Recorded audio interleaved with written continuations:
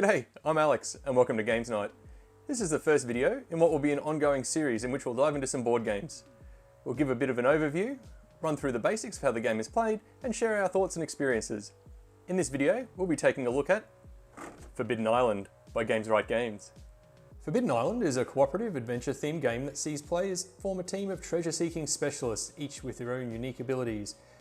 As the waters rise around the island, your goal is to work as a team to keep the island from sinking, gather the treasures, and make it back to Fool's Landing to take a helicopter off the island.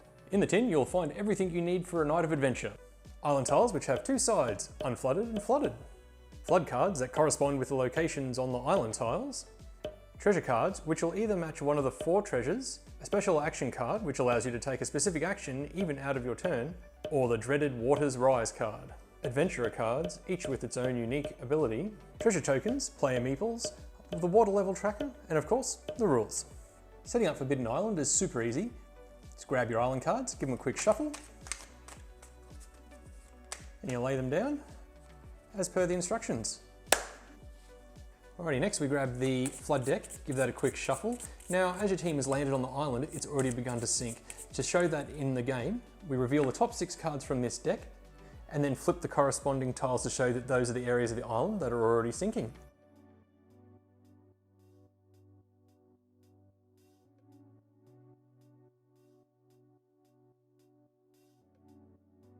Now that the island's already sinking, we need to give our adventurer cards a quick shuffle and deal 1 at random to each player to see who's coming on this mission. You'll see on each of the tiles, there's the colour that corresponds with each of the specialists. So we just grab the meeples that we need and place them on their starting tiles. Doesn't matter if the tile's already sinking, they can still go on the island. Now, if it is your first time playing, or you're finding it a bit challenging to complete, you can always select your preferred characters just to make life a bit easier till you get the hang of the game. Now, we give the treasure cards a bit of a shuffle, and we give 2 to each player. Now note, if you're unfortunate enough to get a Water Rises card straight off the bat, you just pop that back into the deck and then draw a replacement. Grab your water meter. Now you'll see that there's levels on it. These are the starting levels, so they start at Novice, Normal, Elite and Legendary. Unless you're mad, I'd recommend starting on Novice and just working your way up from there. Then last step, to add dramatic effect, we just place the tokens for each of the treasures around the map. We're good to go. As with the setup, turns are straightforward as well. A turn is broken up into 3 steps. Let's call them the action phase, the treasure phase, and the flood phase. In the action phase, players can make up to 3 actions, either move to an adjacent tile, they can shore up either their current tile or an adjacent one, flipping it from flooded to unflooded. They can give a treasure card to a player on the same square as them.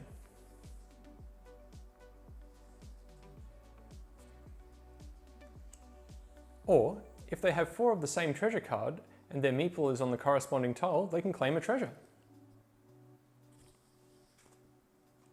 In addition, players can use their adventure abilities at the cost of 1 action, so be sure to take note of your adventure skills.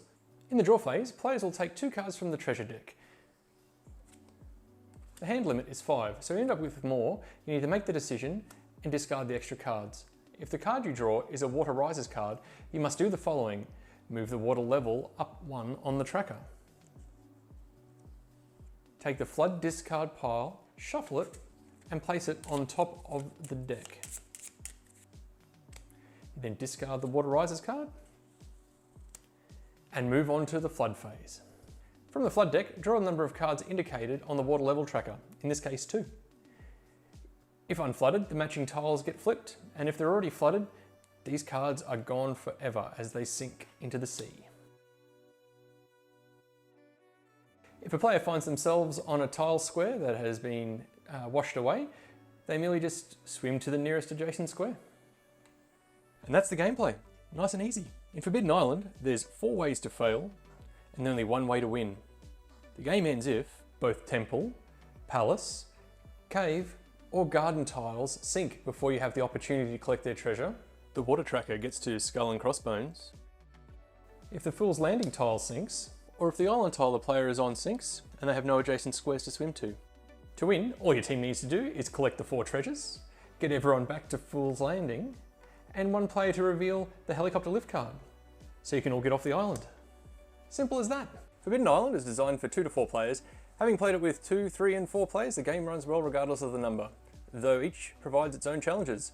With 2 players, you'll feel like you don't have a lot of adventure abilities to work with. With 4, you'll feel like tiles are flooding left and right. Games take around 30 to 40 minutes depending on how much debate happens, which is important because every move counts. While it's recommended for players 10 plus, we think that players 8 plus with a little guidance will be able to pick it up with relative ease. With straightforward rules and gameplay, Forbidden Island is a solid choice for experienced and new players alike. You'll never find yourself bored as adventure rolls and tile locations change every game, meaning a new island awaits you every time you play. I thoroughly enjoy cooperative games, and Forbidden Island is no exception. While a solo victory can be very satisfying, the feeling you get when you work together to put a plan into action that'll either see you succeed or fail as one is truly satisfying. And for younger players, it's a great opportunity for them to flex their strategy, debate and collaboration skills. Forbidden Island and many other titles are available on our website, so check out the link in the description below. You like this video and want to keep up to date? Give it a like and subscribe to the channel. You want to keep up to date with upcoming events and our shop details? Head over to Facebook and follow us there. I've been Alex, and thanks for watching. We hope you can come roll with us sometime at Games Night.